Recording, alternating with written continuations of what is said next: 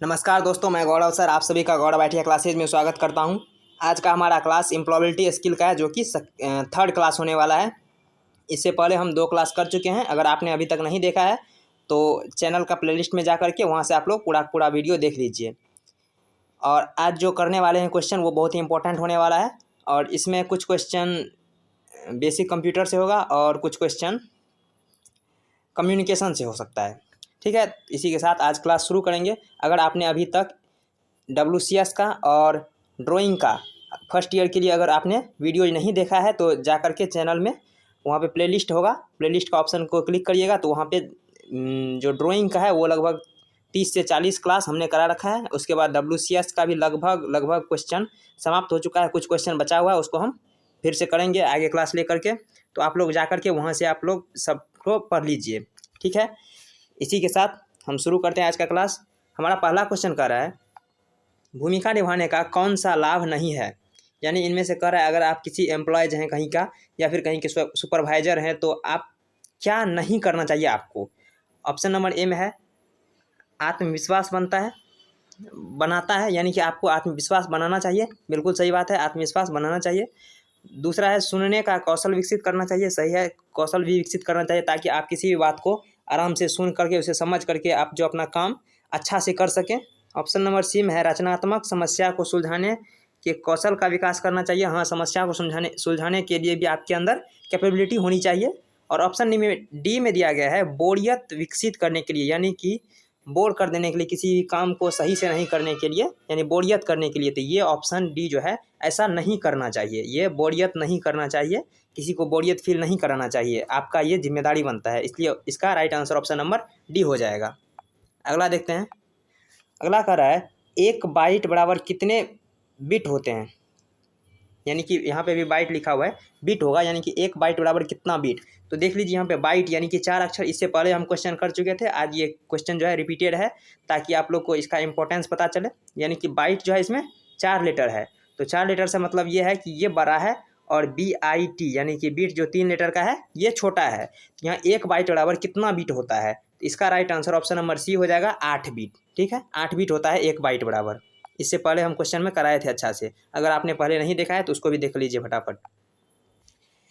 तीसरा करा है एक कंप्यूटर सिस्टम में डैश होता है, यानी कि कंप्यूटर सिस्टम बनने के लिए क्या क्या जरूरी है। सॉफ्टवेयर और प्रोग्राम, तो ये तो जरूरी है ही। हार्डवेयर और सॉफ्टवेयर, यानी कि कंप्यूटर के लिए हार्डवेयर भी जरूरी है, जैसे कि कीबोर्ड, माउस, इसके बाद CPU का जो पूरा बाहरी आवरण है वो सब, तो उसके लिए हार्डवेयर ज़रूरत है। और सॉफ्टवेयर, उसके अंदर जो रैम रोम हार्ड डिस्क ये सब जो होता है वो सॉफ्टवेयर होता है। तो हार्ड डिस्क और सॉफ्टवेयर दोनों का जरूरत पड़ता है, यानी कि हार्डवेयर और सॉफ्टवेयर। इसलिए इसका right answer option number B हो जाएगा। सिर्फ माउस और कीबोर्ड या फिर सर्किट आरेख या फिर सॉफ्टवेयर प्रोग्राम से पूरा कंप्यूटर नहीं बनता है।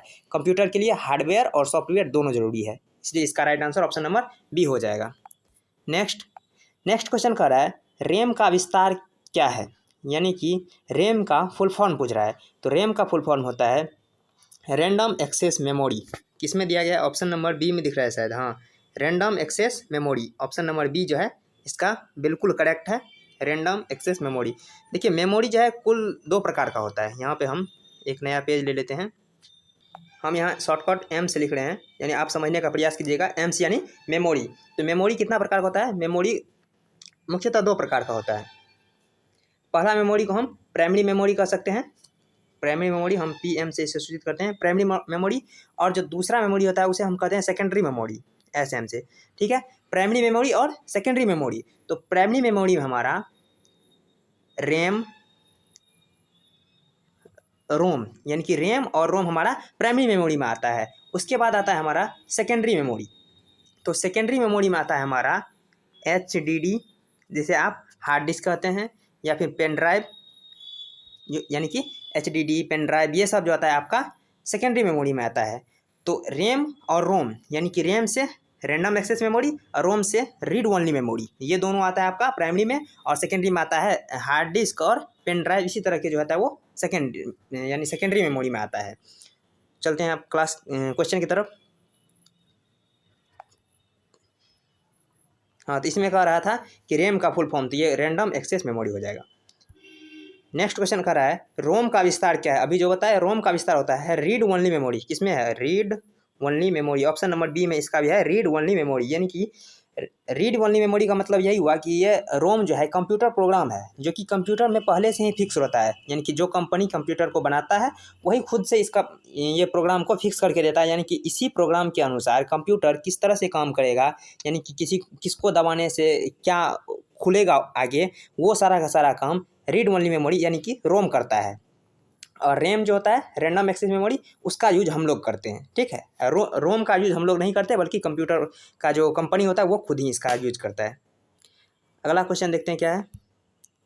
अगला कर रहा है WAN यानी कि वैन का विस्तार रूप क्या होगा। हम पढ़ाए थे लैन, मैन और वैन।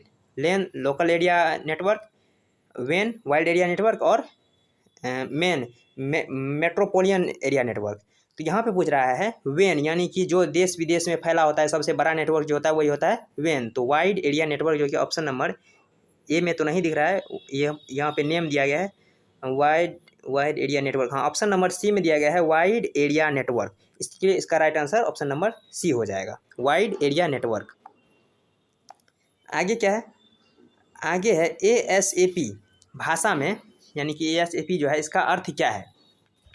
ASAP का अर्थ होता है एज सून एज पॉसिबल, यानी कि एज सून एज पॉसिबल, जहाँ तक संभव हो, एज सून एज पॉसिबल। यहाँ पे प्रॉब्लम लिया गया है लेकिन यहाँ पे पॉसिबल दिया गया ऑप्शन नंबर सी में, इसका right answer option number C हो जाएगा, एज सून एज पॉसिबल, यानी जहाँ तक संभव हो। इसके बाद कह रहा है कॉपी कमांड के लिए शॉर्टकट कुंजी क्या है, यानी कि किसी भी चीज़ को अगर कॉपी करना हो तो हमें क्या दबाना पड़ता है। तो कॉपी के लिए कंट्रोल सी दबाना पड़ता है, ऑप्शन नंबर ए में दिखा रहा है कंट्रोल सी। अगला क्या करें, सभी का चयन करें, यानी कि पूरा का पूरा, अगर यहाँ पे कोई इस तरह से हमारा फोल्डर खुला हुआ है, यहाँ पे कुछ है जिसका हम कॉपी करना चाहें तो एक एक करके कॉपी हम करेंगे तो हमें 4 बार 5 बार कॉपी करना पड़ेगा, लेकिन हम सबको एक ही साथ अगर कॉपी करना चाहे तो हमें यहाँ पे दबाना चाहिए कंट्रोल ए, ठीक है। ये इसका राइट आंसर हो जाएगा कंट्रोल ए। उसके बाद है सभी साइट का चयन करें, इसमें भी वही क्वेश्चन आ गया, कोई बात नहीं। अगला कर रहा है पेस्ट कमांड के लिए शॉर्टकट कुंजी क्या होगा, यानी कि कंट्रोल सी यानी कि कॉपी, कंट्रोल सी यानी कॉपी, कंट्रोल भी यानी पेस्ट। तो पेस्ट किया जाता है कंट्रोल भी से, इसलिए इसका राइट ऑप्शन नंबर बी हो जाएगा। चौथी पंक्ति और चौथे कॉलम का सेल पता क्या है, यानी कि इस तरह से हम बताए थे इससे पहले वाला क्वेश्चन में, इस तरह का हमारा क्वेश्चन आया था, यानी कि सेल वाला इस तरह से कॉलम वाला। मान ये हमारा क्या है, कॉलम है, और ये हमारा रो यानी कि पंक्ति है। तो इसमें इस तरह से दिखा रहता है 1 2 3 4, और यहाँ पे ए भी कभी दे सकते हैं, ABCDE, किसी तरह से आप दे सकते हैं। तो यहाँ पे जो है, यहाँ पर कह रहा है चौथी कॉलम, तो ये आपका चौथा कॉलम है, आप आगे बढ़ते चलिए, और ये चौथी कॉलम के चौथी पंक्ति और चौथे कॉलम, यानी कि चौथा पंक्ति भी है चौथा कॉलम भी, तो 1 2 3 चौथा कॉलम में डी आता है, तो इस तरह से नीचे आता रहता है, ठीक। तो यहाँ पे इसको जो आप कट कर रहे हैं तो उसका जो यानी कि पता होगा, यानी कि यहाँ का जो इसका मेन जगह है उसको किस तरह से हम सूचित करेंगे। तो यहाँ पे कॉलम वाला पहले आएगा, यानी कि डी पहले आएगा, उसके बाद फिर 4 आएगा। तो डी और 4 कहीं दिख रहा है, ऑप्शन नंबर ए में 4D, ऑप्शन नंबर सी में दिख रहा है डी और 4, यानी 4D नहीं होगा, यानी कि पहले हम पंक्ति नहीं लेंगे, पहले हम कॉलम लेना होगा। तो कॉलम के लिए पहले हम डी लेंगे और उसके बाद पंक्ति का 4 लेंगे, इसलिए इसका right answer option number C हो जाएगा। इसके बाद है विंडोज़ में न्यू निर्मित फोल्डर का डिफ़ॉल्ट नाम क्या होता है। अगर किसी विंडोज़ आप मॉनिटर समझ लीजिए, यहाँ पे अगर कोई भी प्रोग्राम पहले खोलिएगा तो वहाँ पे अगर आप अपना नाम से भी कोई फोल्डर का नाम नहीं भी देते हैं तो वहाँ पे लिखा जाता है नीचे में न्यू फोल्डर, ठीक है। आप उसका कोई नाम नहीं दिए जब तक, यानी कि अगर आप किसी का मार्कशीट सेव कर रहे हैं या फिर कुछ और सेव कर रहे हैं तो वहाँ पर आपको नाम देना पड़ता है कि किस लिए सेव कर रहे हैं, ताकि आप उसे खोल सकते हैं, आप उसको नाम दे करके ढूंढने में आसानी हो। लेकिन अगर जब तक उसका कोई नाम नहीं दिए हुए हैं तब तक उसमें अपने आप न्यू फोल्डर लिखा रहता है, ऑप्शन नंबर सी में दिया गया है न्यू फोल्डर अपने आप लिखा हुआ रहता है। तो यही कह रहा है कि विंडोज़ में न्यू निर्मित फोल्डर का डिफ़ॉल्ट नाम क्या होता है, यानी अपने आप नाम क्या होता है, तो वो न्यू फोल्डर होता है। नेक्स्ट FYI का विस्तार रूप क्या है। तो इसका होता है फॉर योर इन्फॉर्मेशन, किस में दिख रहा है यहाँ पे, for your information, option number A में दिख रहा है फॉर योर इन्फॉर्मेशन, यानी कि आपके लिए सूचना। तो अगर आपको कोई भी चीज़ किसी के पास भेजना हो मोबाइल से या फिर किसी कंप्यूटर से कोई ईमेल भेजना हो, तो इसके लिए आप पूरा का पूरा नहीं लिखेंगे फॉर योर इन्फॉर्मेशन या फिर आपके लिए सूचना नहीं लिखेंगे, तो भी आप लिख सकते हैं एफ वाई और आई, तो वो समझ जाएगा कि ये कर रहा है फॉर योर इन्फॉर्मेशन, यानी कि आपके लिए इन्फॉर्मेशन है। इसलिए इसका राइट ऑप्शन नंबर ए हो जाएगा, for your information. Next question कर रहा है सभी हटाई गई फाइल को कहाँ संग्रहित किया जाता है। यानी कि पूरा का पूरा फाइल आप जैसे कि कंप्यूटर पे खोलते हैं और आप काम कर ले, या फिर कोई ऐसा मान लीजिए कि फ़ोटो है या फिर कोई पेज है जिसे आप डिलीट करना चाहते हैं, यानी कि हटाना चाहते हैं, तो आप वो हटाएंगे। लेकिन किसी में जैसे कि मोबाइल में से होता है कि वो 28 दिन के बाद हटेगा, यानी कि कहीं जा कर के वो सेव हो जाता है, या कि पूरा का पूरा एक बार में नहीं हटेगा। आप एक जगह से डिलीट कर दीजिए, दूसरा जगह से निकल जाता है, इसलिए वो कहाँ पे सेव रहता है तब तक, तो वह सीडी में तो सेव रहेगा नहीं, ना ही ऑफिशियल फोल्डर में रहेगा, ना पर्सनल फोल्डर में रहेगा। ये रहेगा रिसाइकलिंग बिन में, रिसाइकल बिन जिसे आप कह सकते हैं कचरे की डब्बा, यानी रिसाइकल बिन मतलब कचरे की डब्बा। तो कचरे का डब्बा से मतलब ये नहीं कि आप उसमें कचरा डालें, सब्जी पॉलीथीन ये सब वाला नहीं, बल्कि जो कंप्यूटर में जो प्रोग्राम आपके लिए नहीं है, जो फोटो या फिर कोई फाइल जो आपके लिए नहीं है, उसे आप अगर डिलीट करना चाहें तो वो रिसाइकल बिन में पहुंच जाता है, और वहां से आप लोग चाहें तो फिर उसे निकाल भी सकते हैं। तो इसलिए रिसाइकल बिन का प्रयोग करते हैं हम, इसलिए इसका right answer option number D हो जाएगा। अगला क्वेश्चन कर रहा है कट कमांड के लिए शॉर्टकट कुंजी क्या है। यानी कि अगर हमें कट करना हो तो हमें क्या दबाना चाहिए, तो कंट्रोल एक्स के द्वारा हम कट करते हैं। ठीक है, इसका right answer option number D हो जाएगा। एक बार इसको साफ करके और यहाँ पे हम सारा का सारा मीनिंग पहले बता देते हैं। जैसे कंट्रोल सी का मतलब क्या होता है, कॉपी करना। कंट्रोल भी का मतलब होता है, कंट्रोल सी मतलब कॉपी, कंट्रोल भी से पेस्ट, कंट्रोल ए से पूरा का पूरा फोल्डर को ही हटा देना, यानी कि कॉपी कर लेना, यानी अगर पूरा का पूरा साइट को करना हो तो ए। और कंट्रोल एक्स का मतलब होता है क्या, कट कर देना, कंट्रोल एक्स दिखाता है। तो आई होप आप लोग को सब कुछ समझ में आ गया होगा।